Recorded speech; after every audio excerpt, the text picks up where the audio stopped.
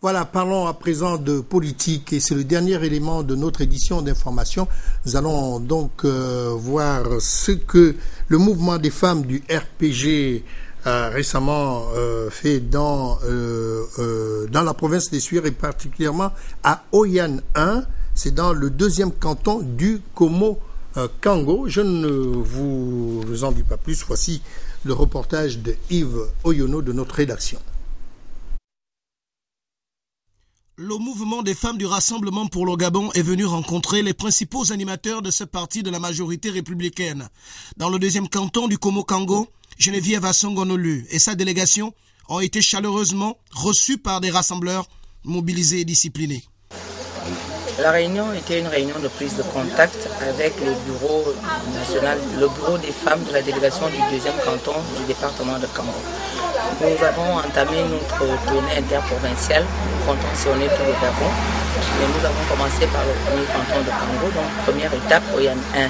Avec le bureau de la délégation, vous avez vu que les femmes étaient là avec leurs maris et on verra exactement comment nous allons continuer à travailler. C'était juste une prise de contact. Au cours de cette causerie, plusieurs sujets se rapportant à la position du RPG dans les grands débats politiques actuels ont été évoqués. Parce que si vous voulez organiser une grande messe, l'objet c'est quoi? L'objet en 90, c'était de partir du monopartisme pour le multipartisme. C'est pour ça qu'on avait demandé une conférence nationale. Mais aujourd'hui, si nous demandons une conférence nationale, c'est quoi l'objet? Qu'est-ce que nous voulons atteindre comme objectif après l'organisation de la conférence nationale? Il faudrait que nous sachions, il faut qu'on dise aux Gabonais qu'est-ce qu'on veut atteindre comme objectif après l'organisation d'une deuxième conférence nationale. La délégation venue de Libreville a demandé aux locaux de rester mobilisés. Les femmes ont été appelées à jouer plus que par le passé un rôle actif. Je sais que le parti se porte bien, mais comme l'actualité politique actuelle est dominée par des non-dits et des malentendus, il faut toujours parler aux militants et leur expliquer le bien fondé de l'appartenance de notre parti dans le camp de la majorité républicaine pour l'émergence. Dans les différentes interventions des uns et des autres, le soutien et la fidélité aux idéaux défendus par Paul Mbabessol étaient perceptibles. La présidente du mouvement des femmes du RPG a exhorté les leaders du parti dans le deuxième canton du Komo-Kango à continuer à œuvrer cœur et âme pour que la flamme du RPG reste allumée dans cette partie du Gabon. Voilà, c'est donc la fin de cette édition d'information, mais juste le temps de vous dire que la Commission électorale nationale autonome et permanente, la CENAP, communique ceci à l'attention de messieurs les représentants des partis politiques légalement reconnus ou leurs représentants, les candidats à l'élection du député du 20 octobre 2012 ou leurs représentants.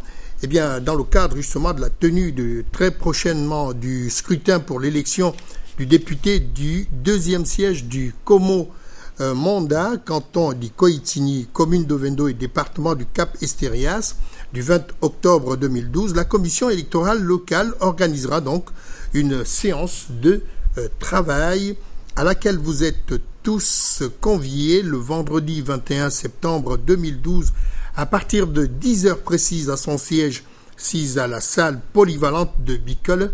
L'ordre du jour portera essentiellement sur l'organisation de la dite élection. Et puis, juste après le générique fin de cette édition d'information, vous suivrez donc le communiqué final de la plénière du Conseil national de la communication.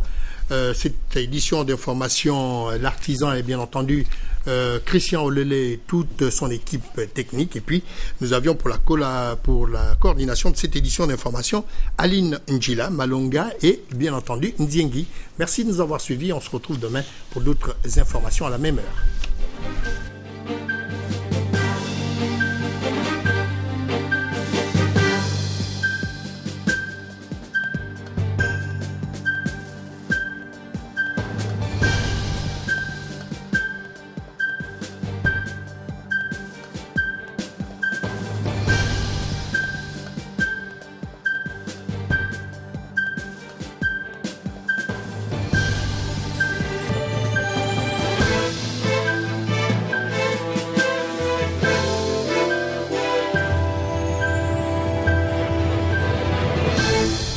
Le Conseil national de la communication s'est réuni ce jour en séance plénière ordinaire dans la salle habituelle de son immeuble 6 avenue Général de Gaulle à Libreville. Cette réunion, qui marque la reprise des activités du Conseil suite au congé fonctionnel du mois d'août, portait essentiellement sur l'analyse du contenu des médias, les saisines et la situation administrative des organes de presse. En ce qui concerne l'examen du contenu des médias, le Conseil s'est d'abord penché sur la presse écrite. À cet effet, il a constaté, pour le regretter, qu'en dépit de nombreuses observations publiques et autres sanctions, certains organes de presse continuent de s'illustrer par des atteintes à l'honneur, à la dignité et autres diffamations, toutes choses contraires aux dispositions de l'article 94 de la Constitution qui stipule que la communication est libre en République gabonaise sous réserve du respect de l'ordre public et de la dignité des citoyens, ainsi qu'à celle de l'article 6 du Code de la communication qui indique que le professionnel de la communication doit respecter la dignité humaine. En effet, si la satire est un genre journalistique bien connu, elle doit cependant s'exercer dans le respect des limites prévues par la loi. Or, certains journaux, abusant de la liberté de la presse qui leur est accordée par la loi, portent délibérément et régulièrement atteinte à l'honneur et la dignité des autres citoyens, versant même souvent dans l'indécence et l'obscénité. Il en est ainsi des journaux Le Scribouillard, numéro 270 et 271, et le Gris-Gris de la Griffe, numéro 49, qui, relatant un fait divers, réel ou supposé, l'ont illustré avec des caricatures présentant M. Jean Yegendon dans des postures obscènes et par conséquent attentatoires à son honneur et à celui de sa famille. Aussi, conformément aux dispositions de l'article 40 de sa loi organique et 114 du Code de la communication, le Conseil décide-t-il de suspendre ces deux journaux pour une durée de 2 mois. S'agissant de la presse audiovisuelle, le Conseil a relevé que depuis un certain temps, Gabon Télévision, média du service public, s'est détourné de sa mission première qui est d'informer, d'éduquer et de distraire, c'est-à-dire d'être au service de l'intérêt général. Or, les observateurs avertis ont pu noter que certaines de ces émissions ont des relents partisans. Quant à la télévision TV+, prenant pour prétexte son statut d'entreprise privée, celle-ci foule aux pieds le principe du pluralisme d'opinion auquel sont soumis tous les médias dans un contexte démocratique. Chacun peut d'ailleurs le constater qu'elle s'en prend régulièrement aux institutions de la République sans pour autant leur donner l'opportunité de répondre à ces critiques. Fort de ce qui précède, le Conseil décide d'auditionner M. David Elaminsa, directeur général de Gabon Télévision, et M. Franck Nguema, directeur général de TV+, et non leurs représentants, à une date qui leur sera communiquée par écrit. Le Conseil tient à rappeler que, conformément à sa décision du 2 août 2012, ces auditions auront lieu devant l'ensemble du collège des membres du CNC et seront médiatisées. Passant à l'examen de saisine, le Conseil s'est penché sur les requêtes introduites par Mme Romaine Amvoula, épouse d'Embélé, contre le journal Le Nganga, et M. Joël Célestin Mamboundou contre le journal La Griffe. En ce qui concerne la requête de Mme Amvoula, épouse d'Embélé, conformément aux dispositions de l'article 106 du Code de la communication, le Conseil enjoint le journal Le Nganga de publier dans les meilleurs délais le droit de réponse de la requérante. Quant à M. Joël Célestin Mamboundou, le Conseil lui demande d'exercer son droit de réponse. Dans le cadre des saisines d'office, le Conseil national de la communication relève qu'en dépit de la mise en garde qui a été adressée à tous les médias de ne plus diffuser les publicités des médicaments, notamment ceux issus de la pharmacopée, sans autorisation des autorités compétentes, certaines chaînes de télévision telles que Ciné Africa, Génération Nouvelle, Télé Shekina, TV+, Télé Mbir, Télé Africa et Télé Hermon s'obstine à diffuser ce type de publicité, défiant ainsi le Conseil national de la communication. Face à ce comportement anti-républicain et conformément à l'article 83 du Code de la communication, le Conseil décide de la suspension de la diffusion des émissions de publicité liées à la médecine sur ces médias jusqu'à ce qu'ils produisent au CNC les autorisations irrélatives.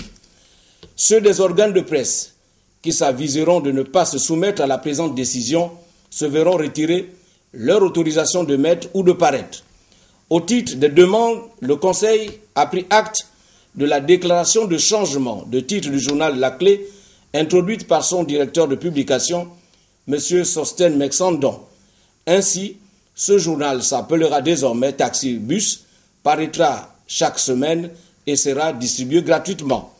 S'agissant de Télémed, le Conseil national de la communication a révélé dans la journée de jeudi 6 septembre 2012 à 12h10 la diffusion d'un film à caractère pornographique intitulé « Les amoureux piégés ». Aussi, en application des dispositions de l'article 85 du Code de la communication, le Conseil lui inflige-t-il une amende de 2 500 000 francs CFA. Et comme par ailleurs cette télévision est en situation irrégulière, le Conseil décide de la suspension de ces programmes jusqu'à la régularisation de son dossier administratif. Enfin, le Conseil est revenu sur la situation administrative des organes de presse en général. À cet effet, il constate que le délai qu'il avait accordé aux responsables des différents médias pour se conformer aux formalités de création, d'installation et d'exploitation d'une entreprise de communication audiovisuelle, de publicité et d'imprimerie a expiré ce 15 septembre 2012. Par conséquent, toutes les entreprises qui ne sont pas mises en règle sont suspendues. La liste des dites entreprises sera communiquée par voie de presse.